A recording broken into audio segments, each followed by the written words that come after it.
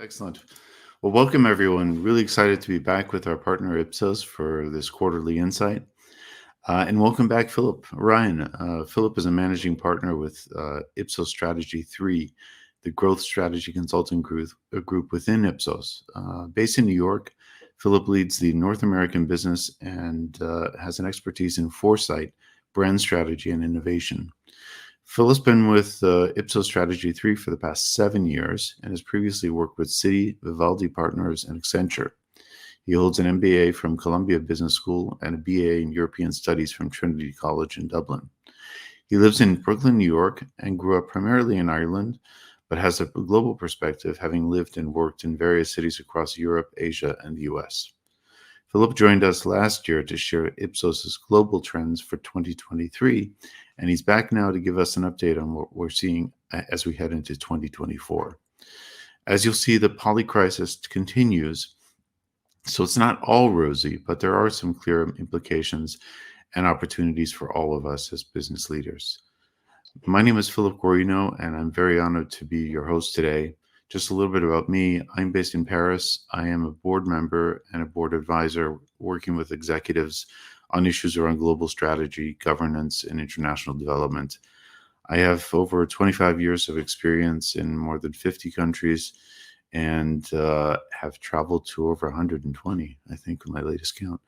I'm really passionate about global affairs and global business. I did my undergraduate at Harvard in government and international relations, and I have an MBA from the Wharton School of the University of Pennsylvania. I'm also delighted to announce the launch of REF's Global Executive Forum, which I will be leading. This unique once monthly virtual peer forum is specifically designed to empower CEOs, senior executives, and established entrepreneurs with global responsibilities to thrive through expert insights, networking, and issue processing of challenges and opportunities.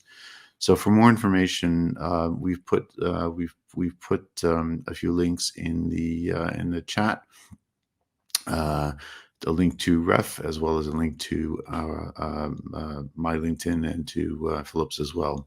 So just some housekeeping. Philip will be speaking for presenting for the next 30 to 35 minutes, but we'll be leaving ample time for questions. So please do add them into the chat box, and we'll do our best to address them. So without further ado, welcome, Philip. Glad to have you. All right, so we've analyzed everything with our theory of change to look at what things are happening. So as I was just saying, we look at these macro forces that are happening in the world, we look at signals and local expressions of change, and we look at the shifts that are happening in society today. And when we do that, we look at those macro forces, for example, and these are the ones that I was just mentioning a minute ago, if you could hear it properly, was there's 6 of these macro forces we've been tracking for a while, and we see that are going on in the world, and these are really shaping the way the world operates today and actually being fed by that. Think of them as big tectonic plates that are happening in the world that are slow moving, but are slowly but surely having that impact. So we look at societies in flux, everything from aging populations, identity fluidity. We look at tech acceleration, pervasive technology everywhere in our lives. We look at AI and quantum computing. We look at the toll of technology. We look at these big tectonic shifts around inequalities and opportunities, the rise and fall of the middle classes. We look at generational wealth disparities, new value structures. We look at environmental emergencies, everything from climate change to overdevelopment. We look at political splintering that we see all around us here in the US. You see it in Europe, you see it in Asia, everywhere as well today. We see those security dilemmas, entrenched inequality that are going on as well, that are driving some of these things, and these increasing geopolitical conflicts. And then we look at well-rounded well-being. So looking at the growing mental health crisis, systemic health inequalities, and of course there's technology plays a role here as well. So these are the big macro forces that we look at that are helping shape the world today. And last year, when we looked at all of this, when we did our survey, we spoke about the polycrisis, really talking about how the impact of any one individual crisis was being magnified by the fact that many were happening all at once. Right now, we're wondering, is it a polycrisis or is it actually more of a permacrisis? So As one of the writers and editors in The Guardian said, the permacrisis is a term that perfectly embodies the dizzying sense of launching from one unprecedented event to another as we wonder bleakly what new horrors might be around the corner. And so we're going to talk about some of those things that are happening around the corner today. We're talking about some of those events that are happening around the world. And, as Philip before me said, the picture is not entirely rosy. However, there's definitely opportunity, and there's opportunities for brands and individuals and governments to act even within this permacrisis or polycrisis. So if we look at the escalating tensions and rifts that are there in the world, what are those transformative shifts? We see societal changes are happening at breakneck speeds, from tech development to economic pressures. And in fact, economics are all out of whack at the minute, as many of you will observe. We're not sure if we're going into recession or non-recession. Is there shrinkflation? Is there other inflation, etc.? What's happening with hybrid work? We look at people being anxious about their quality of lives, their social isolation. We see environmental concerns. Access to healthcare is a big one. And we see this longing for some more simpler times or control amidst chaos. We see because of the war, because of political factions, trade disputes. And then we also see dissatisfaction in governments and institutions, from humanitarian crisis, social inequality, security threats that are ongoing, both physical as well as digital, cyber attacks, etc. So all of this together is what's providing that uncertainty to people in the world today. In fact, 78% of people around the world agree that it's actually changing way too fast for them. Now, I will caution with this one, which is that we see stats like this that have been around for indeed even hundreds of years, right? Ever since the Industrial Revolution, we've heard more and more of people talking about the world is changing too fast, but we haven't ever seen it to be quite this high at 78% in the last number of years. So this evolution of technology, knowledge sharing, mass industrialization, and what many are saying is that the world and technology and society is changing faster than our ability to adapt and react to it. So our evolutionary capabilities are slow and evolutionary, and what we're doing is we're living in a revolutionary world, if you will. In fact, only 35% of people believe that the quality of life would improve in the next 5 years. So this is due to the aftermath of the pandemic. There's economic uncertainty, there's multiple wars happening around the world, and potentially more on the horizon. So people are worried that things are actually getting worse in the world today. This is actually particularly strong in LATAM and in Southeast Asia, where we see actually more and more people saying that they expect their overall quality of life to be much better in 5 years than it is now. We see the shifts in different markets around the world as to how optimistic people are about the future, both long term and medium term. In fact, 63% of people agree that they long for those simpler times. This could be nostalgia for a perceived past era, people looking at when life was a little bit more straightforward, values were clearer. It could be that we learned to adapt within those times as well, but we seem to constantly see this as well, where people are looking for things to be a little bit slower, a little bit simpler than they are today. And one of the biggest challenges that we see in this permacrisis right now is that 72% of people agree that the government will not do enough to help people in the years ahead. And so why is this? This is driven, I think, in part by, I mentioned, how our evolutionary capabilities in terms of our actual biology isn't keeping up with technological changes. We see the same thing with people thinking about governments not keeping up with societies and the changes in terms of how societies are working, and whether or not the current social contracts are broken or need complete shifting or fixing or changing. And that's partly why we see all the furor around the different elections happening in the world in terms of protests, etc., because people don't have faith in government again today. We don't see that confined to any specific region. In fact, we see this growing loss of faith in government and institutions worldwide. If you look at the highest, there is 86% in Peru, 79% in Colombia. The US is around 70%, but there's not a single market that is below 59% in terms of whether or not the government will do much to help them in the years ahead. So if we look at all of this, this is the background into the permacrisis that we're seeing around the world. But we also went into a couple of sort of deeper topics that we looked at as we did the trends for this year. And there's 4 key stories that emerged from the survey that we did around the world in all of these different markets. We see the 4 being: there's climate action is colliding with reality. We see that brand values are losing ground to value brands. We see science facing headwinds, and we see that globalization is becoming a much more local story. And so in each of these, as we look at it, we're going to see a push and we're going to see a pull. And there's actually an inherent tension in almost every single one of these stories that we're starting to look at. So let me jump into them. The first one around climate change colliding with reality. We saw that 75% of people, so 3 in 4 people around the world, have said that we are headed for environmental disaster unless we change our habits quickly. So we see this green transition is underway. We see countries legislating their commitments to net zero. We still see that dealing with climate change is very important for a large majority around the world.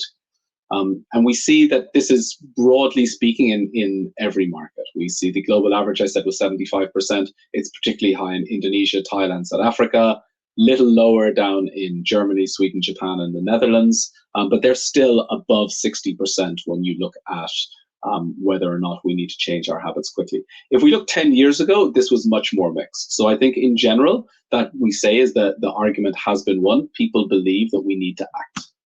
Interestingly, though, when we look versus last year, the intensity of whether or not people believe we need to act has actually slipped. I think economic concerns around multiple wars around the world, all of these are coming into play. And climate change, though still important, people agree that they need to do something, they're actually not feeling it as intensely as they did last year. So we know it's important, but we also don't know whether it's as important as it was. At least that's what we're seeing in multiple markets, except with a couple of exceptions, with Argentina and Indonesia just both went up. Mexico, Japan stayed flat, but every other market slipped around the world in terms of how important it is for us to change our habits. And partly this is because 55% of people around the world have said that scientists even don't know what they're talking about on environmental issues. We'll talk about science and technology in just a second, and medicine, but people don't really trust the science in terms of what they're doing. They're cautious in their attitudes towards climate change. They're also dealing with this cost of living pressures, which I think we've all felt in different markets around the world. So what we're seeing is that people do believe that climate change is important, changing habits are important, but is it as important, or do they know what to do as they did in the past? And so we see all of these different mixed signals around the world in what's happening. We see in Australia and Ethiopia, there's global demand for food. In Ethiopia, we see that drought has resulted in all of this loss of livestock. In Australia, on the other end, we're actually seeing an influx of livestock, but actually at the expense of forests that exist there. And so there's a lot of push and pull there. In Colombia, we're seeing there's new legislation in terms of integrating ESG and climate risks into investment policies. We're seeing the World Bank reporting on that. In the US, we see the impact of state level decisions. So for example, in California, many companies are actually leaving California because of the subsidies for solar panel installation has actually been downgraded, and so people are not able to do that anymore. And so companies are even exiting that market as a result of legislation around climate change and habits that we need to take. So when we think about what the implications are for all of us in business, is that because people don't know what to believe when it comes to climate change, but they do know when they see the right action. They do know when they see the climate change happening around them. And so, when it comes to all of us, how does the wanting urgency around ESG commitments from people, how does that affect our own commitments? And also being ready to, at the drop of a hat, there could be scrutiny on any one of our practices, because even though things are slipping, we also know that there could be very, very quickly, there could be a turnaround in opinion on that. And are our businesses ready for the scrutiny that our actions could provoke, whether or not we act on this or not? The next one I want to talk about is around brand values losing ground to value brands. In this one, we saw that around the world, 61% of people tend to agree or agreed that they tend to buy brands that reflect their personal values. And so I believe in this, so I'm going to buy a brand that fits with this. We've seen this drop actually over time. And so we saw for the last decade, I would say even 20 years, we've seen this push towards brands and values needing to align between consumers and the businesses they do business with. But we see this as actually a casualty of some of this tougher economic times, and it being less important, and also some of the risks we see in people tying up their identities into brands, because there is a desire for personal belonging. And people, if they're not sure where brands stand or where they stand on given issues, whether or not that's a brand they want to do business with. So there's a risky behavior, there's a risk that's happening there that we see with people around the world as well. So like I said, it's around 61% of people believe that I tend to buy brands that reflect my personal values. It's particularly high in Indonesia, in China, in India, South Africa. Brazil is pretty high up there at 66% as well. But we see it dropping down to around 41% when it comes to Japan, a little higher than that in Hungary and the Netherlands. But we still see it's high in some markets, but dropping in other markets. And we started to look at, okay, what might be going on here? And we noticed when we looked at some of the data that some lower income and less educated consumers are the ones that are less likely to buy brands that reflect their personal values. We looked at generations. They were pretty similar. Gen Z, Millennial, Gen X, Baby Boomers were all around the same. But then we started to notice when we looked at income versus education, we saw that lower income is about 55% of people will say that they buy brands that reflect their personal values, whereas it's up to 67% for higher income. And we see similar shifts when we look at lower education versus higher levels of educational attainment.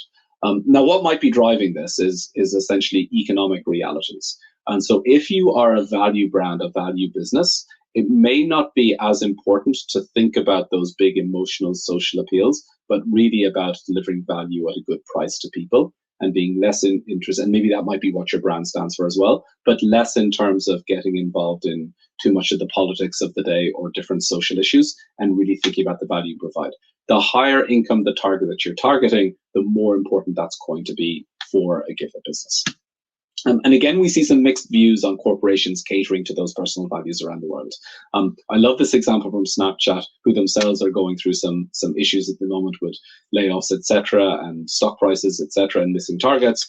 But Snapchat's actually allowing users to choose which content from brands they are allowing and which ones they are not. So they're able to avoid getting bombarded with ads in their news feeds.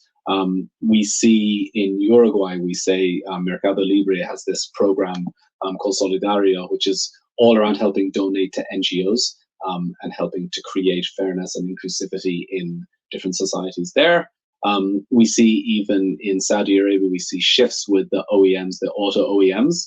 As women have now been allowed to drive there, we're seeing spurred increased demand and production. So we actually see new ways into different targets in different markets for businesses and for brands. So as we look at this from a business perspective, we see that consumers are continuing to emphasize the authenticity, being who you are, saying who you are, and that little bit of purpose.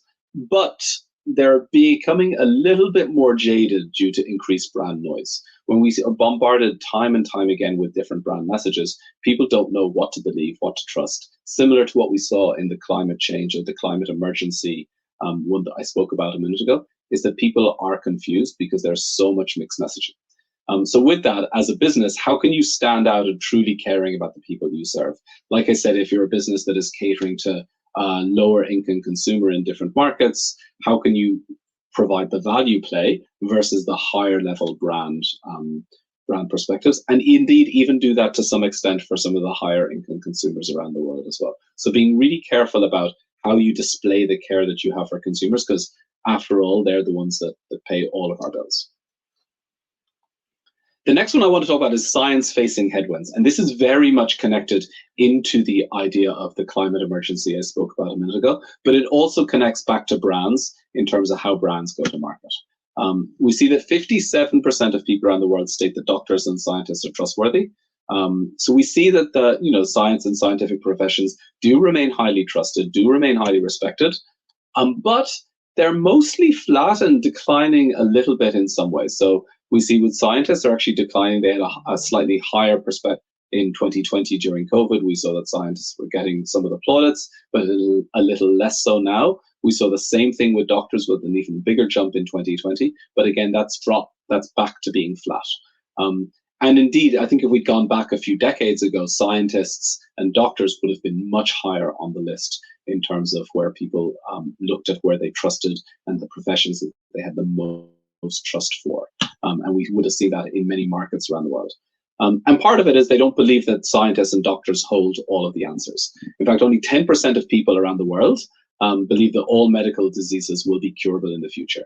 And so we see this trend downward on optimism about science and what it can provide for people. And maybe this ties back a little bit to people feeling that we're making too much progress in some ways at the expense of our societies in which we live. We see that the world is pretty split on the optimism around this one, around medical diseases and conditions being curable in the coming decades, or eventually even. We see it split. We don't see a good way to look at where these are fitting, but we do see Indonesia, India, Thailand, Malaysia, China, Peru, Argentina, Chile, Colombia, etc. Those all tend to agree a little bit more. Indonesia, India, and Thailand are at the highest levels of that. And we see in more Western European markets and a couple in Asia where we see there's actually a decline in that. People are actually net negative in terms of thinking whether or not those medical conditions and diseases will be curable in the near or distant even future. And so we see this split in terms of the optimism, the pessimism around this. But when we look at even LATAM and APAC for the most part, which were higher up on that previous slide, we see that it's actually declining year over year. So some of that optimism, some of that faith is still declining in APAC and in LATAM. And so we wonder a little bit as to why. Why might this be? And I'll talk a little bit about it in a second. And I think some of it is there's so many alternatives and innovations that are out there outside of the traditional medical or scientific advice that people will get. So we'll see in Argentina, you have more less scientific based and less medical based, but still you can have a tie into it in terms of looking for a bigger cycling future, trying to get people to bike and go on bike paths, etc.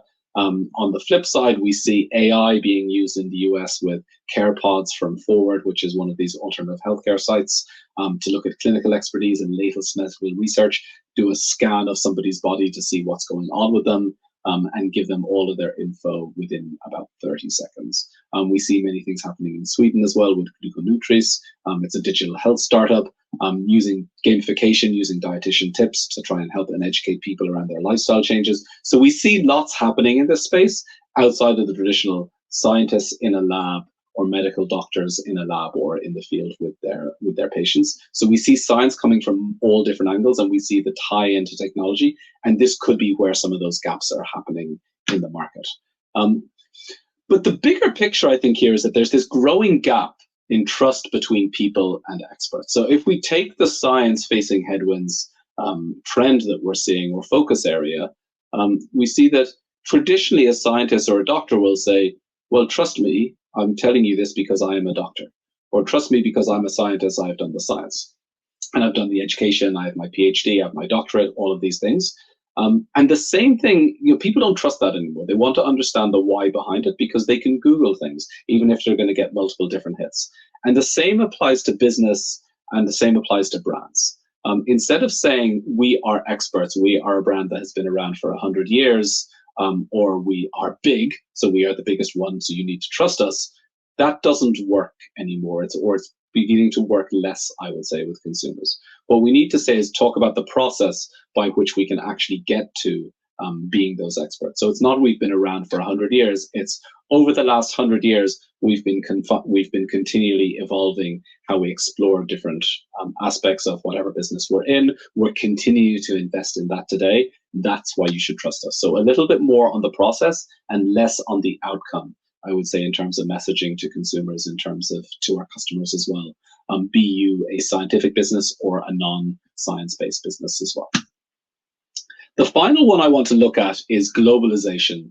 And we say this globalization a local story because we really see, again, a push between global and between local in markets. So we see today, only 42% of people around the world agree that global brands make better products than brands that are just local to my country. So we see globalization coming under increasing strain. We see the value is holding steady enough, but we do see some local signs of tension. So I do believe this idea of global versus local brands in the coming decade is going to shift in a big way. And we saw some shifts during the pandemic era as well. So the first year of the pandemic, for example, and I think I mentioned this last year to everybody, was that everybody wanted local brands. They wanted to invest in the local economy. They wanted to support those local brands and local businesses partly because they could see them around, right? But they also couldn't get global brands that year. So the next year, when suddenly they couldn't get those global brands because supply chains were disrupted, suddenly people missed those global brands that were there. And so we see some of this shift happening, and I think it continues to change. So we see in different markets, we see again consumers torn. So we see India, Thailand, Peru, Singapore, Brazil are all reasonably high when it comes to the benefit of those big global brands and global brands making better products than just local. We see it less again in some of the Western European markets. We see everywhere from, and including the US as well. So the US, Germany, Italy, Hungary, Poland, Canada in North America, Sweden, Belgium, France, Netherlands, those are all a little bit below there as well, in terms of 34% and below, agreeing with that sentiment. And the thing is, there's also this pattern seems to be changing overall. And so we looked at what's been the change in this year versus last year, and it continues to fluctuate. So we see it's gone up in Thailand, Singapore, the Netherlands, and Belgium, and Germany, but it's gone down in many other markets. So it went down dramatically in Brazil, for example, down dramatically in Colombia, even though it's still reasonably high on the previous page there for Brazil. Brazil is still at 52%, but it had dropped 13% from the prior year. And so there's not a discernible pattern as to what's happening. And I think people, again, are getting confused between, is a global brand good for me, a big one that has that history, or is it a local one? And I think some of the solve for this probably comes back to that idea of talking about the process in terms of how you have people's back and how you're caring for them versus just being a global or just being a local brand. The why behind that or the how behind that is what's really important for consumers around the world. We even see it in China. I thought this was just a fun chart to share, which is even in China, the made in China appeal is splitting the public. We saw a big divergence in these over between 2020 and 2021. In the last couple of years, they've come back to being much closer in terms of, do I want a global brand or a brand that has been made here in China for me? So we see that staying flat or maybe just slightly fluctuating in the coming years as well. And we see this brands and big businesses are also not sure what to do as well. So we see in Nestle in South Africa, we see Nike in Vietnam are trying to risk-proof their supply chain, but they're also trying to actually appeal to those local markets as well in a more real way. We see the same thing with Mercedes-Benz is trying to move things away from China or that over-reliance on China for their energy transition, so expanding their lithium production in Germany. And then on the flip side, we see Brazil here with the Buy Brazil policy, which is actually trying to get people to buy local-made products and local-made brands, even if they are up to 25% more expensive than imported brands, and saying why? Why should that be the case if something that's coming from external? If I'm making it here, it should be cheaper, it should be more affordable, it should be better. And so we see this push and pull again when it comes to that flex between local and global. And so what is the balance? And where does your business sit in terms of that global to local continuum? Are you a truly global business? Are you a very local business? Are you more of a global business, right? Where you might have brands that work in some markets, you flex them in different places, you change the name even. So how can, or maybe even how should that positioning be flexed for each of the businesses that all of you are running that are joining today? Where do you sit with that? What is your local resiliency as well when it comes to the brands and businesses that you all represent? So in summary, I've talked a lot, some of it crackling, so hopefully you caught most of this. Some of those 4 big topics, talking about the perma-crisis, talking about the opportunities that exist. If there's one thing I want to leave people with before we go to any questions, is we're living in this period of profound uncertainty. So there's a not great picture that I displayed up front, right? Where we talked about all of these shifts, all of these changes happening in society today, about how consumers and our customers are all confused as to what to do. They're living in this period of uncertainty. In fact, you look around, all of us are living in that as well. And so in the past, in many years in the past, we've always tried to disrupt our markets. We've tried to disrupt our consumers.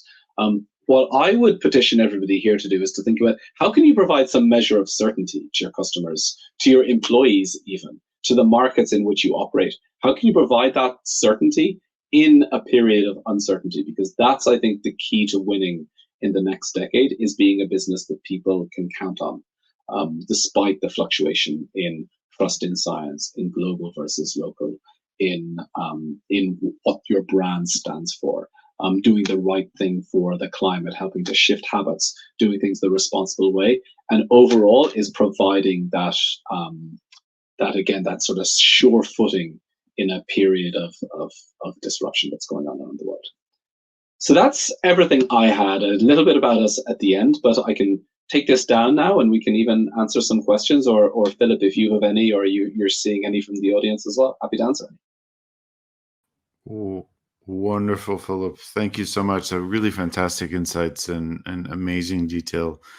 I think it's fantastic to have these broader conversations. I mean, I know that when I talk to C-level executives, they say they only really have this opportunity, once or twice a year, and it's one of the reasons why we created the Global Executive Forum to begin with, so that we can have regular and practical discussions that these macro trends have on business. So I'd love to ask you in the audience, if you have any questions, to please post them in the chat. To kick it off, I do have one question for you. One of the observations that I found striking was the gap in optimism, especially when you look at developed versus developing markets. I mean, there are a few outliers, but what do you attribute this difference to? Do you think it's demographics? Do you think it's rates of economic growth? What are your thoughts? Yeah, it's a great question, and one we've looked at as well. And there's probably the biggest hypothesis I have around that we've been exploring is essentially where markets have come from. And I think I mentioned some of this last year, but if we look at since World War II, for the most part, developed markets, if we want to use the term, have essentially grown year on year until the last few years. So always expected life to be good. And so you had rising life expectancy, you had rising GDP, you had growth, you had all of these things, higher education, better healthcare, all of these things were happening for the most part in developed markets, or in Western European and North American markets, if you will. Other markets, developing markets, haven't had it quite as linear a growth. There has been growth, but it's been a little bit more fluctuating. And I think they're almost a little bit used to some of the shifts and changes that are happening. That's been flipped a little bit. The developed markets now are, for the first time in a long time, feeling this uncertainty. They could always count on growth, and growth is maybe not there. Things that they've taken for granted are not quite there anymore. And so I see that probably being one of the major differences that are happening. You have developing markets are probably more optimistic because they are maybe a little bit realistic of where they've come from. There's still growth that exists in those markets, but maybe a little bit less so, I think, in some of the more developed markets. I don't know if you've studied a lot of these things as well. I know you're passionate about it. If you have any theories on that yourself? Yeah, I mean, my attribution was younger population, more, I guess, enthusiasm about the future in terms of there's much to be developed, if you will. But yeah, I would agree with you that this is there definitely is that flipping of realities to a certain degree. The demographic thing is a really good point, I think, because you do have some of these younger populations, although that birth rate is slowing it's slowing in every country around the world, even in Africa, where we still have a very high reproduction rate, if we go by the official term. But you're right. Then the young have that interesting mix of optimism, but also that urgency to try and change things. And so hopefully that's where some of these solves come from. Wonderful, thank you. So we have a couple questions. Roni would like to know, can you talk about cryptocurrencies in the new financial system? Yeah, we didn't cover that as much in this topic here when we went into some of those new financial systems with consumers this year. When we do our dip later on this year, we're going to cover a bit more on that. But there's a few things that we've seen. I think one of the things with sort of what's driven crypto in the first place is that distrust of the current economic systems in terms of how they operate, and again that search for the combination of traceability as well as anonymity. But we're also seeing it's sort of having a double-edged sword with some consumers as well, who are not sure what it all means, right? Is this another opportunity to try and get rich quick? Is it an opportunity to actually change how I spend and how I use money and think about money? I do think there's a lot more to come on that. I think we're at the beginning of that story from what we've seen from consumers. But I think there's an interesting. We did a piece of work a few years ago on what the future of money and monetary systems might look like. And we used some of this data that we looked at as well, but there was a really interesting point, which is around how anybody living, and it was great, actually, quote from the author, and I can't think of his name, so he'll kill me now, because we interviewed him for talking about, he wrote a book called Money, This True Story of a Made Up Thing. And in that, one of his quotes, or one of his points, was that at any point in history, people believe that the way money operates at that moment is the only way money could possibly work or should work. So people believe that before you had the gold standard, before you had nominal value in money. And so we'll probably get to a point where digital currency is maybe the norm, and people thinking back to notes and coins and how things operated now were abnormal, right? And less optimal. So we'll see. Like I said, it's the beginning of that chapter, I would say. Excellent. So Diane had a question, actually. What do you see as differences between the progress in healthcare breakthroughs and the progress or lack thereof in healthcare service availability or customer experience? Yeah, that's another great question. And that's, I think, part of the whole government even not doing enough to take care of people in the years ahead. So people want those breakthroughs to come, but even the pandemic, I think, has people scarred in terms of saying, hey, we can make all these breakthroughs, but something new can come at any one point. And so could actually change the course of medicine or what we need to solve for. But there's a bigger uncertainty around healthcare, right, in terms of what's going on. And we see that, I'm based here in the US, but we see that in many markets around the world in terms of, is government stepping in to make sure that people get healthcare services and healthcare experiences around the world? Have we gone? And this goes back, I think, to many people and citizen consumers around the world feeling frustrated with.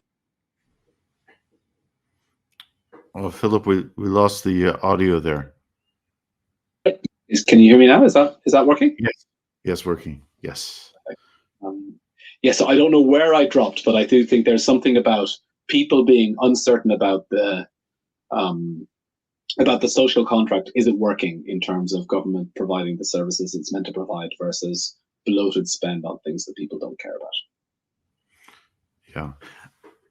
And following up on this issue, I actually had a question about the social contract. I had a very interesting conversation with a group that is leading the future of AI the other day, and the question that came up was, what do we do in a world where algorithms actually know more about us than we know about ourselves, and how that actually impacts the social contract? And I'm curious to know what you can, given all of this backdrop and this diminished level of trust, which is kind of a thread that I see throughout the presentation. It's more of questioning of government officials, questioning of brands, questioning of values.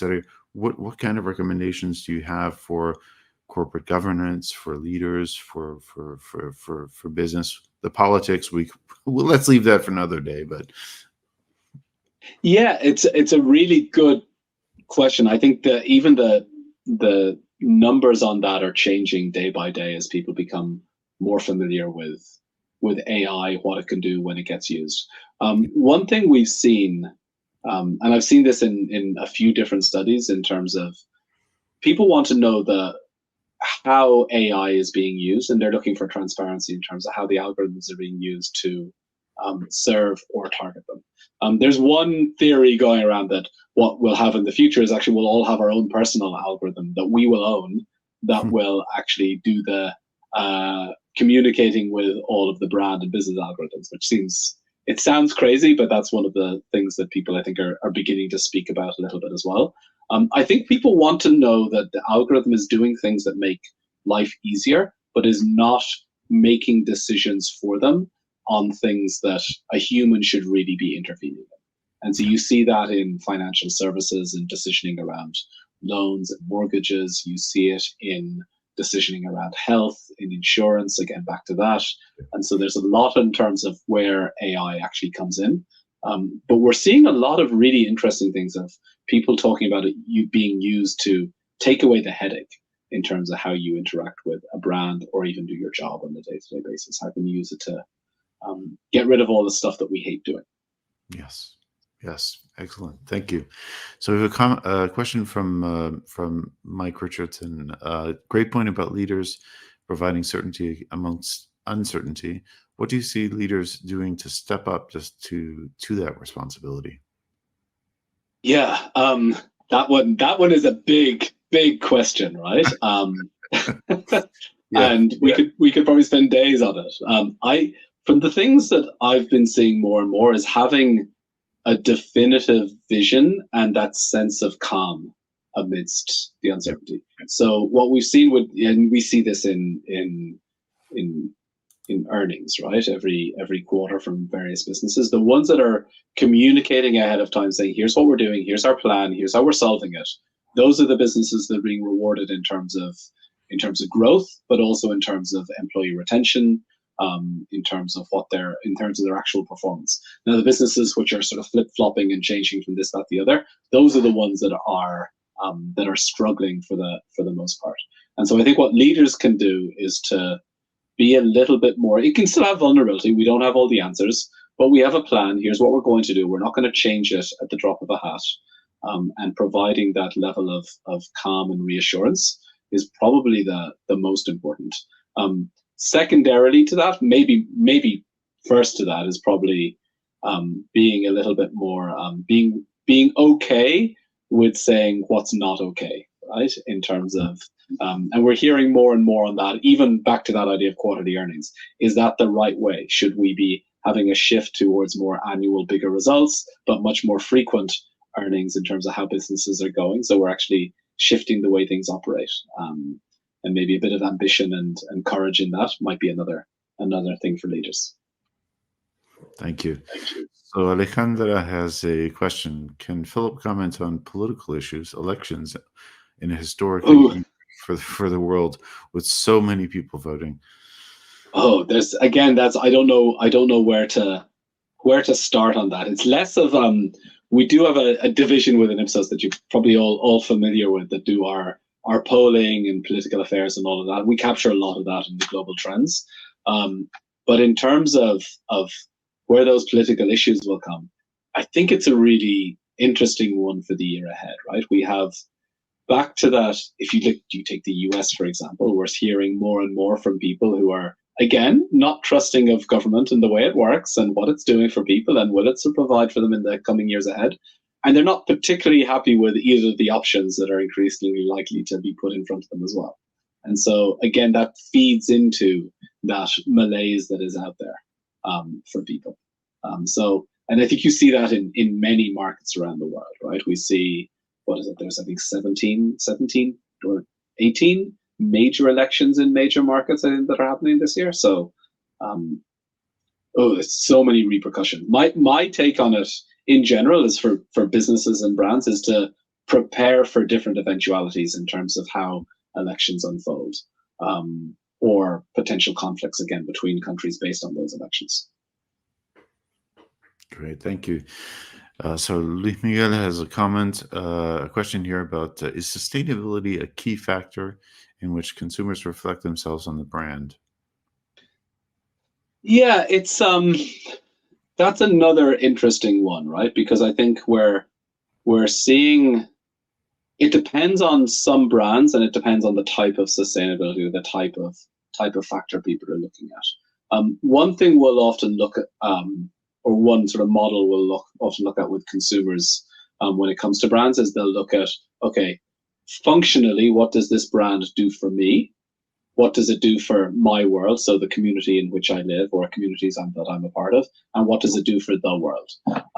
What we're seeing, again, back to that idea of choosing between bad options, more and more we're seeing consumers saying, what is the least bad option for me to choose when I'm selecting a business or a brand to do business with? So which one is going to hit the most things that does something functionally or emotionally beneficial to me, that is doing the least harm to the community that I care about and the least harm to the environment, versus the ones that are actually making things better, because there probably aren't too many of those out there.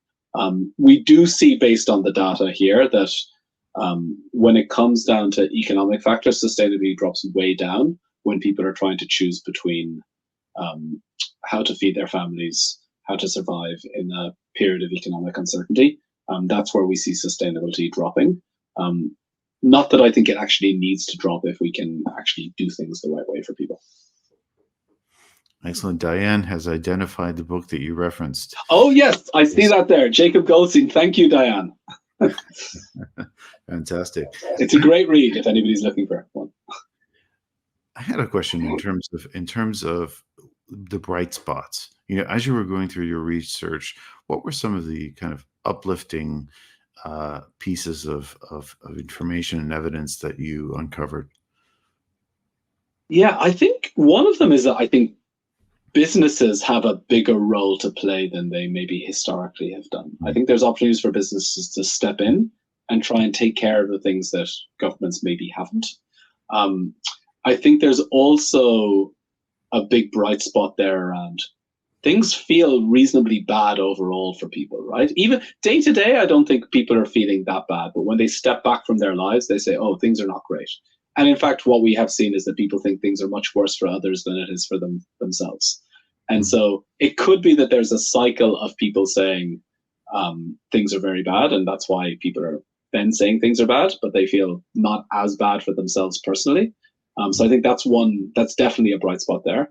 But I think there's also another one, is that because people feel that the systems are not operating, they're not fit for purpose anymore, there's opportunities to change those systems. So rather than have some of those minor shifts and tweaks, there could be opportunities to really think things from the ground up and get them right or better than they were. So I think there's a lot of scope to try and really shift how we all operate as businesses, as societies, as consumers. And I think that's kind of exciting. But doing it while remaining calm and providing that certainty, that's the tightrope that we need to walk. Well, it's an interesting time too, because if you look at, for example, the major markets, you look at the U.S., you look at Europe, there is a common perception. There's this common malaise that people have in the population. If you look purely at economic statistics, the U.S. is doing great, and Europe to a lesser extent, but still the economic performance is not terrible. Okay. However, if you look at it through the lens of your report, what strikes me is that, to what extent are some of the malaise due to some of these factors that you outline, like a lack of trust in institutions, like looking for more transparency? I mean, what are your thoughts there? Yeah, I think a lot of it is that we're still operating in sort of a period we're operating under systems that worked very well for the times they were invented around. And I think people they don't know that they don't know what they want else, but they know that something new. So there's that that quote around the old world is dying and the new one is still being reborn, right? And are we in that moment? So people know they want something different, but they don't know what that is. And I think that's probably part of this, right? The things that, even if you think about it, right, and you can all probably think about this for yourselves, think about advice that your parents may have given you growing up in terms of what it would take to succeed in life. Is all of that relevant? Is the advice we give our children today, is that going to be relevant for them? Maybe even less so than what our parents said to us and what their parents said to them, because the rules are essentially changing in terms of how we live, how we work. Great. Thank you. Well, Philip, thank you so much for your time today, for the wonderful insights. This has really, really been enjoyable and very enriching discussion. Thanks very much for having me, and apologies again for the audio issues that happened there. That is, again, uncertainty. We dealt with it, right? Yes, And successfully so. Amazing. Wonderful. Thank you everyone for joining, and thank you, Philip, once again. Have a great day, great evening. Take care.